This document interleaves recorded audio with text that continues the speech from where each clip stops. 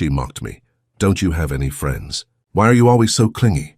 I need a man with a social life. I just said, you're right.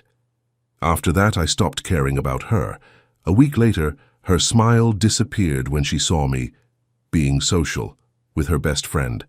It's a loud Friday night at a bar downtown. Music blasting, people shouting over each other, everyone trying to have a good time. Sophia's in the middle of it all, laughing with her friends, bright and magnetic like always. I'm sitting off to the side, nursing my drink. From where I am, I can see she hasn't eaten anything. So I pull out my phone and text her. Want me to order you something? You've been drinking on an empty stomach. A few minutes later, she walks over, still holding her drink.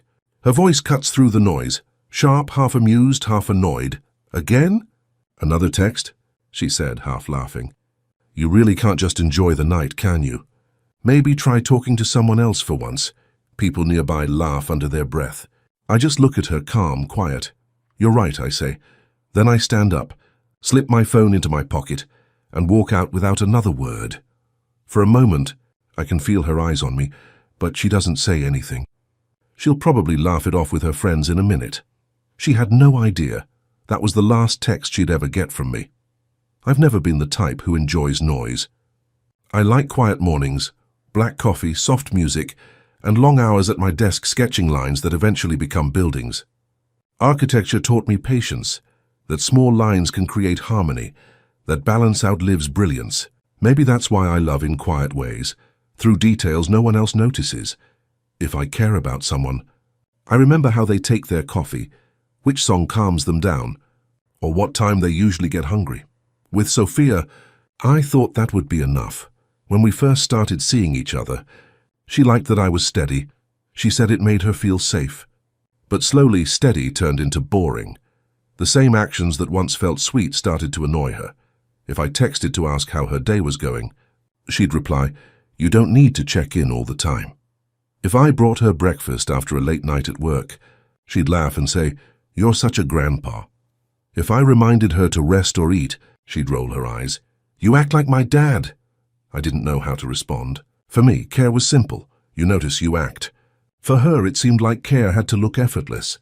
Distant, maybe even careless to be attractive. She was drawn to people who stayed out of reach, and the kind who made attention feel like a privilege. That kind of energy pulled her. Then I guess I was the opposite. Always available, always present.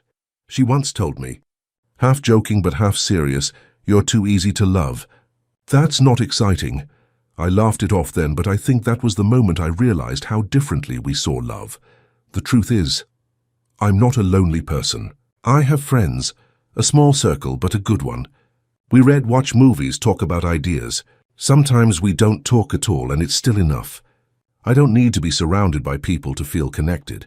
Sophia couldn't understand that. She thought being alone meant being sad. She once asked, "How can you sit in silence for hours? Doesn't it drive you crazy?" It doesn't. It's peace to me. The more time we spent together, the more I realized how different our worlds were. She thrived on chaos and parties, people, noise. I found meaning in quiet and plans, focus, calm, but despite all that, I kept trying. I wanted her to see that love doesn't have to be loud to be real. That caring doesn't mean controlling. That consistency isn't weakness. Instead, my effort became something she wanted to escape. She began to joke about me being clingy, saying it like it was harmless. But every time it chipped away at me a little more. I'd go home after seeing her and replay every conversation in my head, wondering if I'd said too much, texted too soon, cared too obviously. It's exhausting, questioning whether kindness is a flaw. Sometimes I think she never really saw me, only how I made her feel, secure, wanted, maybe too safe. She didn't realize that kind of safety is rare, but I can't blame her entirely. Maybe she was just looking for something else, something fast, unpredictable, temporary, and maybe I was looking for something steady, something that lasts. Looking back, we were never really in sync.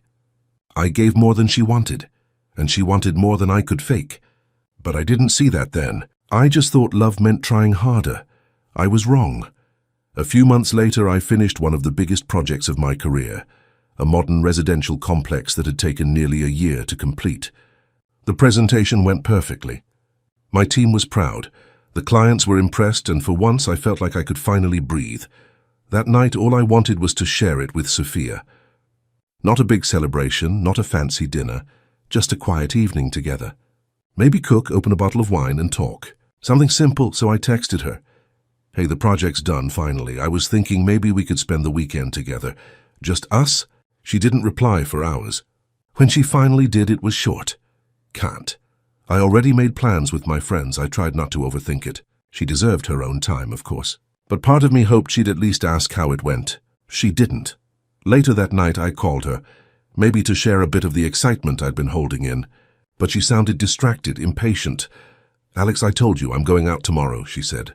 You can't expect me to drop everything just because you finished something. I wasn't asking you to, I said quietly. I just wanted to spend some time together. It's been a while, she sighed.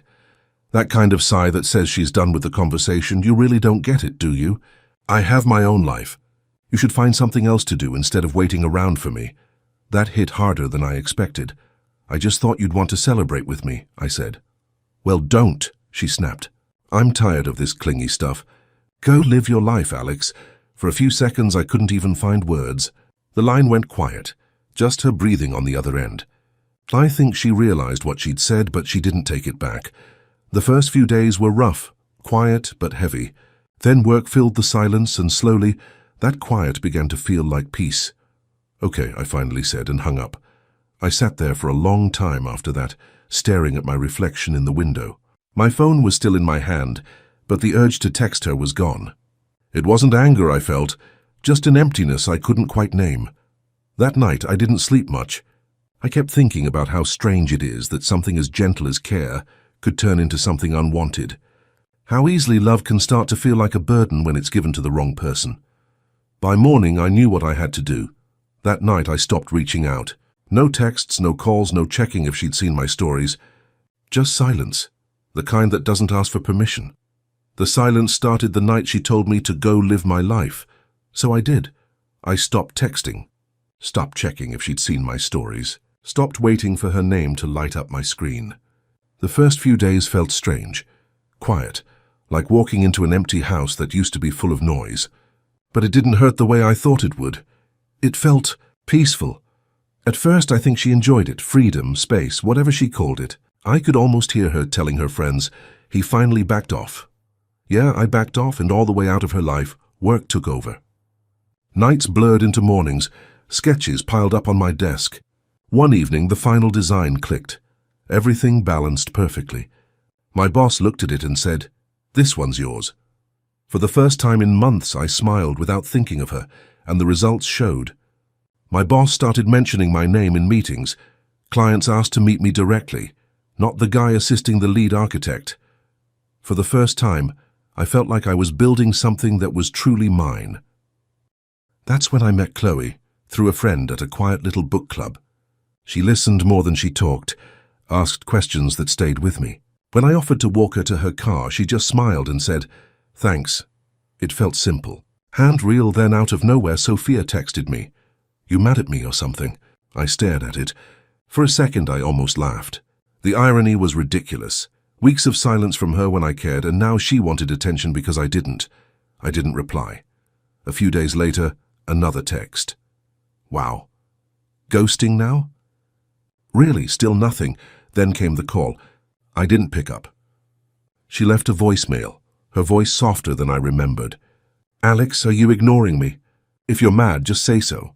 "No, Sophia, I'm not mad. I'm just done." Weeks passed. Work was better than ever. The new project drew attention from investors. I was suddenly the guy to watch. Chloe came to one of our design reviews, stood quietly at the back, and afterwards told me, "You were great up there." Simple words, but they hit differently, not as praise, but as recognition. Around that time, Sophia showed up at my office. I didn't see her, but my colleague told me later. "Some girl was looking for you. Said she used to date you." Someone must have posted about the event. She'd found out I was meeting with international partners that day. Funny how timing works. The same woman who said I needed to get a life suddenly wanted to see the life I'd built without her. Later that night, another text came. "You've really changed. I barely recognize you." I typed a reply, deleted it, and set the phone down. Because she was right, I had changed. I'd stopped being someone who begged to be understood. A week later, she tried again. "I miss how you used to care." That one made me laugh. Out loud. Because that was it. That was the thing she never understood. I hadn't changed overnight. The difference was simple. I stopped wasting my care where it wasn't wanted. Now my messages weren't unanswered. They were unread because they were never sent. My attention wasn't something she could mock anymore. It was something she could no longer reach. And as she was realizing what she'd lost, I was realizing what I'd gained. Peace, focus, and someone new who actually saw me. Chloe and I started seeing each other more often. Coffee breaks turned into dinners. Dinners turned into weekends. She didn't make me feel like I had to hold back. I could talk about work ideas or just sit quietly, and it never felt awkward. One night she said, "You're the kind of man who pays attention." That's rare. I just smiled, because I used to think that was a flaw. Sophia kept popping up here and there, liking an old photo, replying to a story, sending random texts like, "Remember this place?" But I never answered. She wanted to see if I was still that same man who'd drop everything for her. She wanted proof that I still cared, but she never got it. The truth was simple. I didn't stop caring. I just stopped caring about her. 2 months later, I stood in front of a room full of people, reporters, architects, investors, presenting the final design for our new urban project. It was my biggest milestone yet. The kind of night you imagine when you first start dreaming about success. I wore a dark suit, the one I used to save for special occasions. Funny thing is, this one didn't need anyone to make it special. It already was. When the presentation ended, the applause hit like a wave. I shook hands, smiled for photos, answered questions from journalists. Every compliment, every flash of a camera felt like confirmation. I'd made it, and then I saw her, Sophia. She was standing near the back, dressed beautifully as always. But something about her expression was different. Not the usual confidence, not that carefree energy she always carried. It was hesitation, a flicker of something like regret. I didn't react, just turned back to my team and kept talking. Chloe was beside me, holding a glass of champagne, smiling proudly. She'd been there through the late nights, the drafts, the deadlines. Not once did she complain that I was too focused. She understood what passion looked like. She had her own. Sophia noticed her, of course. I saw the recognition flash in her eyes. Chloe wasn't just anyone. She was Sophia's friend. Not close, but close enough to sting. We'd seen each other a few times before. She was part of the same circle as Sophia, though we'd barely spoken then. After the event, when most people had left, Sophia walked up to me. Her tone was softer, almost nervous. "Hey, it's been a while," I nodded. "Yeah, it has. You look different," she said. "More confident, successful." I smiled politely. "Thanks." There was an awkward silence. She looked around as if trying to find the right words. "I've been thinking a lot lately," she said finally. "About us. About how I acted. I know I wasn't fair to you. I just didn't realize what I had." I looked at her, calm, steady. "You didn't. I'm sorry, Alex, I really am," she said. "You were good to me. I just didn't know how to handle it." For a moment I almost felt sorry for her. But then I remembered every time I'd been made to feel small for caring. Every time kindness was treated like weakness, I took a breath. "You don't have to apologize. If anything, I should thank you," she frowned. "Thank me?" "Yeah," I said. "Because when you called me clingy, I thought you were right. I started believing something was wrong with me. But walking away from you taught me the truth. I wasn't too much. I was just giving it to the wrong person." She blinked, speechless.